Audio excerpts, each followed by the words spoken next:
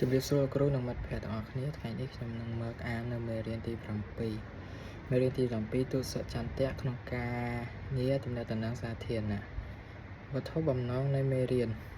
នៅចុងបញ្ចប់នៃអង្គភាពនេះអ្នកគួរតែអាចពន្យល់អំពីអត្ថន័យនិងសារៈសំខាន់នៃទស្សចន្ទៈក្នុងការផ្សព្វផ្សាយផលិតផលឬសេវាកម្មនិងរបៀបដែលពួកគេជំរុញការលក់និងស្គាល់ម៉ាករបៀបដែលទស្សនវិជ្ជាអាចជួយសន្សំពេលវេលាបង្កើនទំនុកចិត្តពីមហាជនទាក់ទាញអតិថិជនថ្មីបង្កើនការលក់និងបង្កើនមា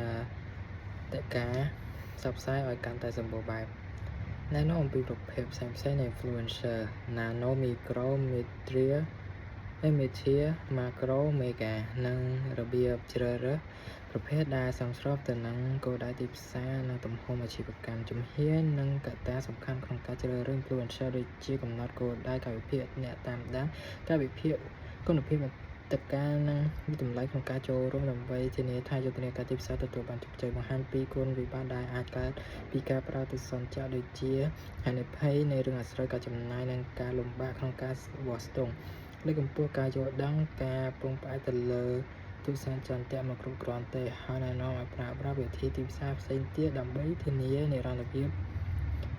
អាជីវកម្មទីក្តីផ្ដើម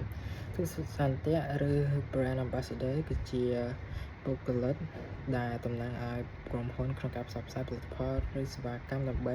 ជំរុញការលក់និងលើកកម្ពស់កេរ្តិ៍ឈ្មោះយីហោជាទូទៅទស្សនចន្ទៈច្រើនតែជាអ្នកល្បីឈ្មោះឬ influencer ដែលមានអ្នកស្គាល់ច្រើនឬអាចជាអ្នកគាំទ្រយីហោដែលមានឥទ្ធិពលទៅលើអ្នកជំនាញខ្លួនលើពីនេះអង្គភាពមួយចំនួនប្រើ affiliate marketing ជាយុទ្ធសាស្ត្រទីផ្សារដោយផ្ដល់កម្រៃជើងសារដល់ influencer នៅលើបណ្ដាញសង្គមដើម្បីជួយផ្សព្វផ្សាយជំរុញការលក់ផលិតផលឬសេវាកម្មក្នុងការសហការជាមួយ influencer មានការពេញនិយមខ្លាំងនៅពេលបច្ចុប្បន្នពលយុវវ័យភាគច្រើនចូលចិត្តតាមគោលល្បីៗនិងជារឿយៗសម្រេចចិត្តទិញឬធ្វើតាមអ្វីដែលពួកគេណែនាំការប្រើប្រាស់ទស្សនវិជ្ជានិង affiliate marketing ជួយឲ្យក្រុមហ៊ុនទៅដល់ទស្សនិកជនគោលដៅបានយ៉ាងមានប្រសិទ្ធភាពដោយទាញយកភាពជឿជាក់និងអត្ថប្រយោជន៍របស់បុគ្គលិកទាំងនេះយុទ្ធសាស្ត្រទីផ្សារមួយនេះផ្ដល់ភាពងាយស្រួលចំណាយពេលវេលាពីព្រោះអាជីវកម្មគ្រាន់តែជាការធ្វើទំនាក់ទំនងទៅកាន់បុគ្គលល្បីឬតារាណាមួយដែលគ្រប់គ្រងពីមហាជនឬមានចំនួនអ្នកតាមដាន follower ច្រើននៅក្នុងបណ្ដាញសង្គមដោយផ្ដល់នូវប្រាក់កម្រៃនៅពេលដែលពួកគេជួយផ្សព្វផ្សាយសេវាកម្មឬលក់ផលិតផលនៅការផ្សព្វផ្សាយផលិតផលនោះអាចជាសរសេរអត្ថបទការបង្ហោះវីដេអូខ្លីៗការផ្សាយបន្តផ្ទាល់ឬបង្ហោះពីការប្រើប្រាស់ផលិតផលនៅក្នុងសកម្មភាពប្រចាំថ្ងៃក្នុងការនៃបណ្ដាញសង្គមរបស់ influencer ជាដើមតាមបញ្ជាក់ផងដែរថាអ្នកដែលមានឥទ្ធិពល influencer មកពីពាក្យ influencer ដែលមានន័យថាឥទ្ធិពលដូច្នេះពាក្យថា influencer មានន័យថាបុគ្គលដែលមានឥទ្ធិពលឬអាចមានឥទ្ធិពលទៅលើអ្នកដទៃអ្នកមានឥទ្ធិពលត្រូវបានគេចាត់ទុកថាជាបុគ្គលសំខាន់ម្នាក់នៅក្នុងវិស័យទីផ្សារនិងវិស័យពាណិជ្ជកម្មតើ brand ambassador ជួយអ្វីខ្លះមិនមែនតែនទៅ BA ម្នាក់អាចជួយទៅលើរឿងជាច្រើនទៅដល់យីហោក្រុមហ៊ុនមួយខាងក្រោមនេះយើងនឹងលើកយកគុណតម្លៃជួយឲ្យហាលល្បីលឿនទទួលបានទំនុកចិត្តពីមហាជននិងចំណាយពេលវេលាប្រសិនបើក្រុមហ៊ុនមួយគ្រាន់តែចលនារូបឬផលិតវីដេអូនិយាយពីគុណភាពសម្បត្តិល្អៗនៃផលិតផលឬសេវាកម្មរបស់ខ្លួនហើយផ្សព្វផ្សាយទៅកាន់មហាជនជួនកាលគឺចំណាយពេលយូរនិងចំណាយលុយច្រើនដើម្បីឲ្យមហាជនបានស្គាល់និងសម្រេចចិត្តទិញសរុបពេលដែរការជួយ BA ដែលជាបុគ្គលល្បីល្បាញរួមមានតពមួយរូបដែលមានគេស្គាល់ច្រើនស្រាប់ឲ្យជួយនិយាយពីសម្បត្តិល្អៗពីផលិតផលឬសេវាកម្ម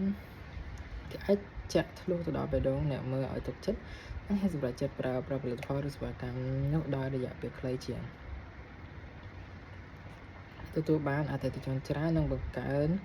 ចំនួននៃការលក់ដោយដែលបានរៀបរាប់ខាងលើ BA ភាគច្រើនគឺជាបុគ្គលមានឥទ្ធិពលឬបុគ្គលល្បីដែលមានគេស្គាល់ច្រើនក្នុងបណ្ដាញសង្គមហើយនេះក្រុមហ៊ុនមួយអាចមានឱកាសទទួលបានអតិថិជនច្រើនជាអ្នកត្រឡប់មកវិញដែរអតិថិជនទាំងនោះអាចជាអ្នកគ្រប់គ្រង BA ដែលខាងក្រុមហ៊ុនជួលមកឬជាភាសារបស់យុវវ័យសម័យ2025ច្រើនតែហៅថាប្រើតាមឯដល លើពីនេះអតិថិជនថ្មីមួយក្រុមទៀតអាចជាក្រុមមនុស្សដែលកំពុងតែចាប់អារម្មណ៍ទៅលើផលិតផលឬសេវាកម្មក្រុមហ៊ុនមួយនេះស្រាប់ប៉ុន្តែមិនទាន់ហ៊ានសម្រេចចិត្តដោយសារមិនទាន់ទុកចិត្តហើយនៅពេលដែលឃើញ BA ដែលជាបុគ្គលសាធារណៈដើម្បីមានការជាប់ពាក់ព័ន្ធតំណាងឲ្យក្រុមហ៊ុនដូច្នេះវាអាចជាជំរុញច្រើនមួយក្រុមដែលចាប់អារម្មណ៍ស្រាប់ទាំងនេះហ៊ានធ្វើសេចក្តីសម្រេចចិត្តធ្វើទិញដោយលែងមានការសង្ស័យផងដែរការនិយាយតគ្នាជាទីផ្សារដែលមានទំហំផុតមួយដែលជាទូទៅដែលអ្នកចង់បានទិញអ្វីមួយនោះពីច្រើនតែសួរអ្នកជុំវិញខ្លួនហើយប្រសិនបើមនុស្សដែលស្គាល់ណែនាំថាទៅទិញយីហោមួយនេះល្អសម្បីតែតារាចម្រៀងម្នាក់នោះក៏ប្រើដែរហើយមានអ្នកណែនាំបែបនេះដូច្នេះឱកាសឲ្យបុគ្គលិកនោះទៅទិញគឺខ្ពស់ខ្លាំងព្រោះគាត់ជឿជាក់ទៅលើបទពិសោធន៍មនុស្សដែលគាត់ស្គាល់ជាការទុកចិត្តតាមអ្វីតារាចម្រៀងមួយរូបនោះបញ្ជាក់ផងដែរជួយឲ្យបង្កើនមាតិកាផ្សព្វផ្សាយកាន់តែសម្បូរបែបការមានវិហ័យប្រចាំក្រុមហ៊ុននឹងជួយឲ្យការបង្កើនមាតិកាផ្សព្វផ្សាយកាន់តែសម្បូរបែបមិនថាតែផលិតផលមាតិកាសម្រាប់ផ្សព្វផ្សាយនៅលើអនឡាញឬ offline នោះទេបន្ថែមពីនេះទៀតការរក BA ត្រូវជាមួយនឹងផលិតផលឬសេវាកម្មរបស់អ្នកគឺអាចជួយឲ្យការផលិតមាតិការបស់អ្នកទៅចំគោលដៅហើយជួនកាលអាចនិយាយបានថាត្រូវចំណាយជាងចំណាយលុយលើមាតិកាធម្មតាថែមទៀតផងប្រភេទនៃបុគ្គលល្បីៗគេបានចែកប្រភេទនៃ influencer ទៅតាមចំនួនអ្នកតាមដានជាកម្រិតជា5កម្រិតដូចខាងក្រោមinfluencer គឺជាអ្នកមានឥទ្ធិពលដែលមានតាមដានពី1000ទៅ10000នាក់ភាគច្រើនអ្នកមានឥទ្ធិពលទៅលើកម្រិតនេះមិនមែនជាមនុស្សល្បីៗទេប៉ុន្តែគេជាមនុស្សធម្មតាដែលគេស្គាល់មួយក្រុមពីសមត្ថភាពពិសេសដែលអាចធ្វើសកម្មភាពជាមួយនឹងមនុស្សដទៃទៀតដូច្នេះនៅ influencer គឺជាស័ក្តិសមសម្រាប់អ្នកធំដែលធ្វើទីផ្សារទៅតាមក្រុមហ៊ុនជាក់លាក់ឬទីផ្សារ niche ជាទីផ្សាររបស់មនុស្សជាស្និទ្ធនិងមានឥទ្ធិពលឬម៉ាកដែលផលិតផលជាមួយនឹង influencer marketing និងម៉ាកតូចៗដែលមានថវិកាកំណត់ដើម្បីជួយអ្នកមានឥទ្ធិពលឧទាហរណ៍អ្នកសរសេរ blog ឬអ្នកចែករំលែកចំណេះដឹងជាក់លាក់micro influencer គឺជាអ្នកមានឥទ្ធិពលដែលមានតាមដានពី10000ម្នាក់ទៅកាន់50000ម្នាក់អ្នកមានឥទ្ធិពលនៅកម្រិតនេះជាញឹកញាប់មានការណែនាំច្បាស់លាស់សម្រាប់បង្កើតមាតិកាតាមវិធីផ្ទាល់ខ្លួនឧទាហរណ៍មនុស្សខ្លះបង្កើតនិយាយចំអ្នកមានផ្សាយរកផលិតផលថ្មីនិងមានគុណភាពដើម្បីបង្កើតមាតិកាឬអ្នកបង្កើតខាងបច្ចេកវិទ្យាពួកគេអាចបង្កើតខ្លឹមសារពីចំណេះដឹងផ្នែកបច្ចេកវិទ្យា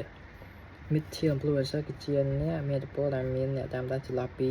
50000នាក់ទៅកាន់500,000នាក់ក្រុមនេះមានភាពទាក់ទាញជាពិសេសដោយសារចំនួនអ្នកតាមដានច្រើនក្រុមហ៊ុនមានឥទ្ធិពលតូច nano ឬ micro influencer ប៉ុន្តែនៅតែរក្សាភាពជិតស្និទ្ធជាមួយនឹងទស្សនិកជនពួកគេមានសមត្ថភាពខ្ពស់ក្នុងការបង្កើតការយល់ដឹងអំពីម៉ាក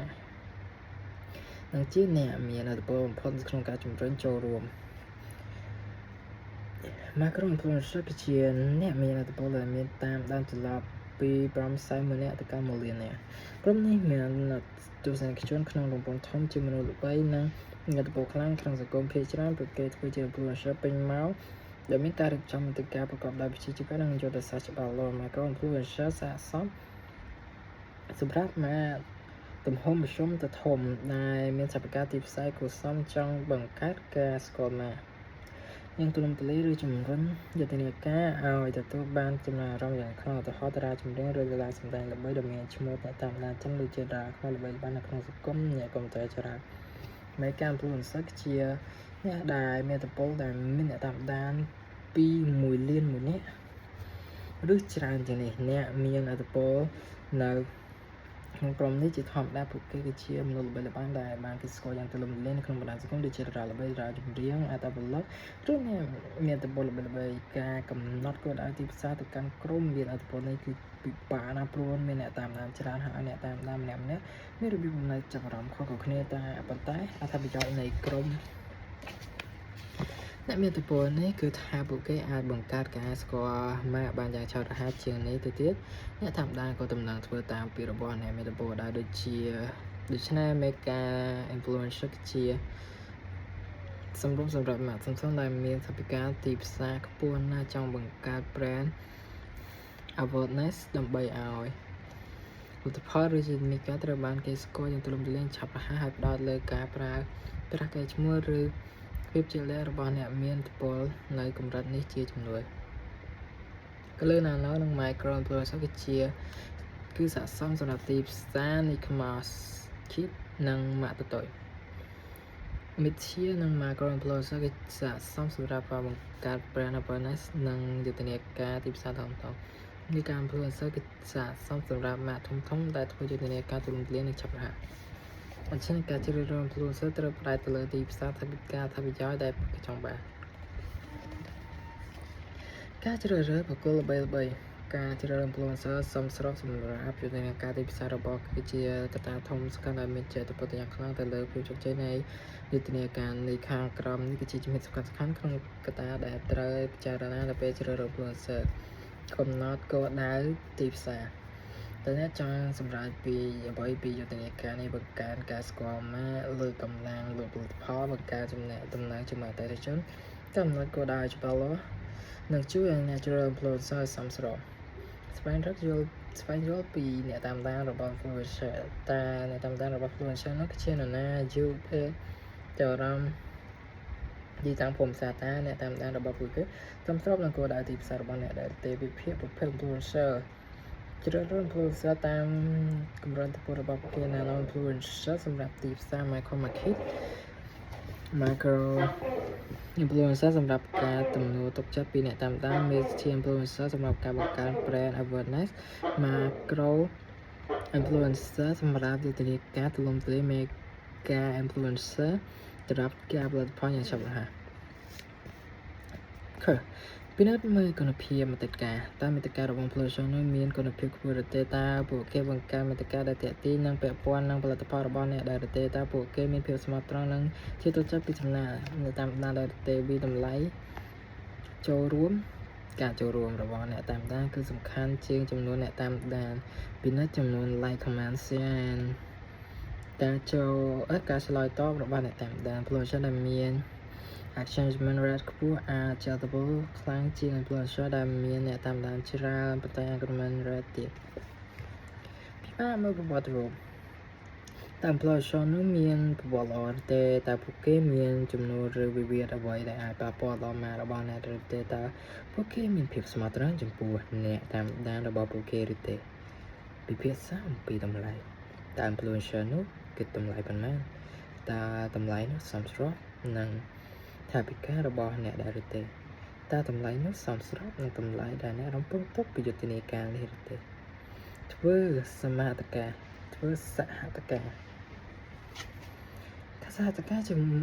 ហការជាមួយនឹង influencer គួរតែផ្អែកលើការទុកចិត្តនិងគោរព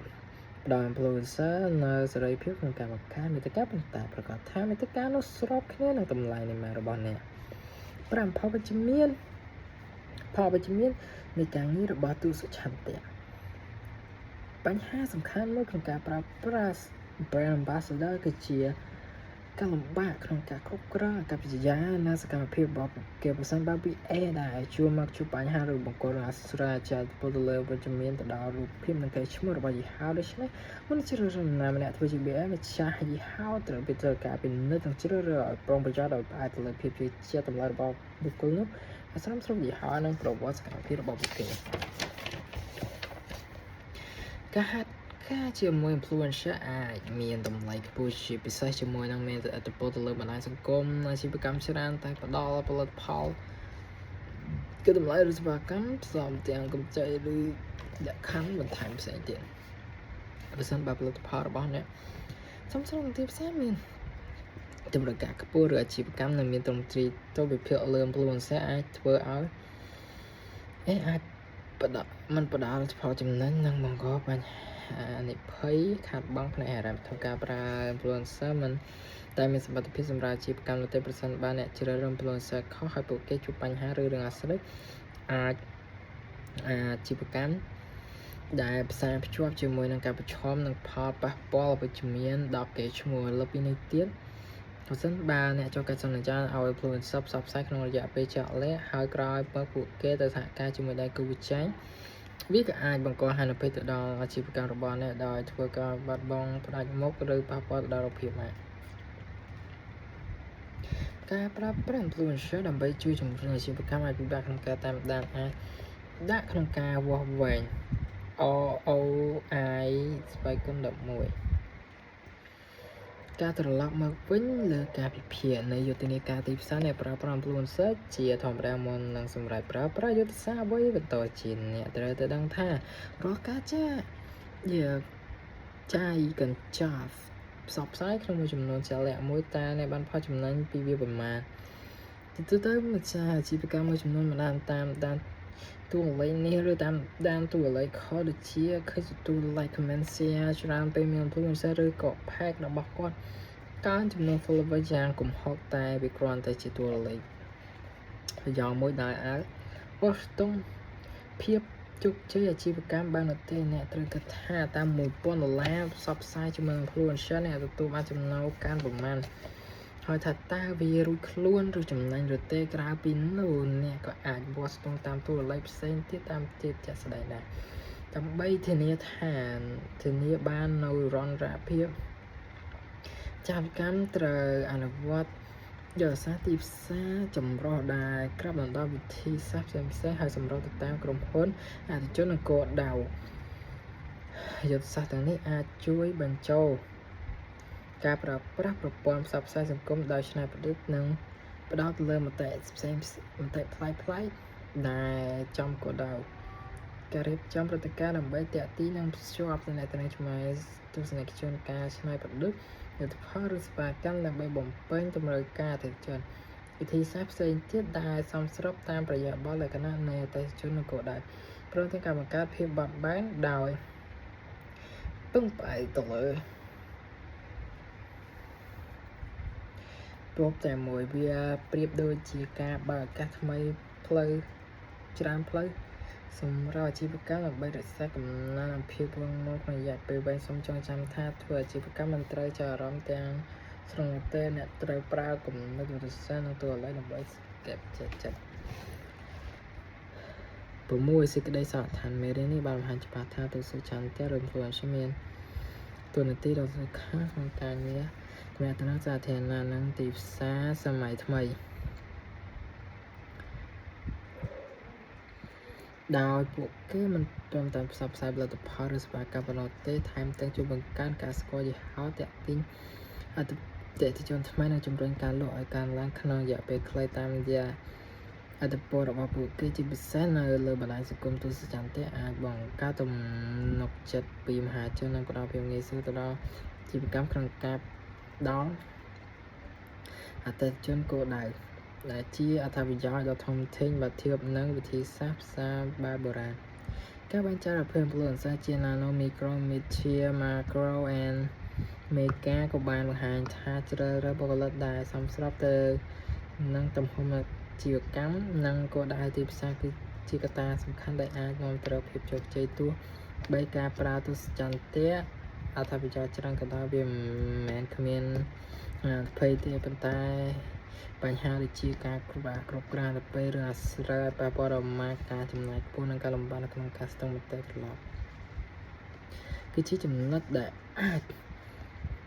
អាជីវកម្មត្រូវពិចារណាប្រុងប្រយ័ត្នការជ្រើសរើសទស្សនចន្ទៈដោយខ្វះការសិក្សាឲ្យបានហ្មត់ចត់អាចនាំផលិតផលមានអវិជ្ជមានដែលផ្លាស់ប្ដូរកែឈ្មោះនិងវត្ថុក្រុមហ៊ុននៃរ៉ាំធក្រុមហ៊ុនលើពីនេះទៅទៀតការពឹងផ្អែកទៅលើទស្សនចន្ទៈគឺជាយុទ្ធសាស្ត្រមួយដែលអាចធ្វើអាជីវកម្មខ្វះភាពបត់បែននិងរំលឹកគ្នាក្នុងរយៈពេលព្រោះផលិតផលមិនតែងតែជាប់ជាក់លាក់គ្រប់ពេលសរុបមកដើម្បីឲ្យការប្រើប្រាស់ទស្សនចន្ទៈទទួលបានលទ្ធផលខ្ពស់បំផុតអាជីវកម្មត្រូវធ្វើការវិភាគឲ្យបានហ្មត់ចត់កំណត់គោលដៅច្បាស់លាស់និងបញ្ចូលយុទ្ធសាស្ត្រទីផ្សារចម្រុះផ្សេងទៀតដូចជាការប្រើប្រាស់ប្រព័ន្ធផ្សព្វផ្សាយសង្គមប្រកបដោយភាពច្នៃប្រឌិតការរៀបចំ ព្រឹត្តិការណ៍ឬការលម្អផលិតផលឲ្យឆ្លើយតបទៅនឹងតម្រូវការទីផ្សារការសម្រេចចិត្តគួរផ្អែកទៅលើតួលេខនិងទិន្នន័យជាក់ស្ដែងជាអារម្មណ៍ដើម្បីធានាថារាល់ការវិភាគទទួលបានផលចំណេញសមស្របសរុបនិងទស្សនៈគឺជាឧបករណ៍ដ៏មានឥទ្ធិពលប៉ុន្តែការអនុវត្តប្រកបដោយជោគជ័យទាមទារការរៀបចំផែនការបានយ៉ាងល្អនិងការប្រើប្រាស់ប្រកបដោយភាពឆ្លាតវៃដើម្បីអាជីវកម្មអាចរីកចម្រើនបានយ៉ាងយូរអង្វែងសូមអរគុណគ្រូនិងមិត្តភ័ក្តិទាំងអស់គ្នាដែលបានចូលរួមទស្សនានៃការអាននេះសូមអរគុណសូមជម្រាបលា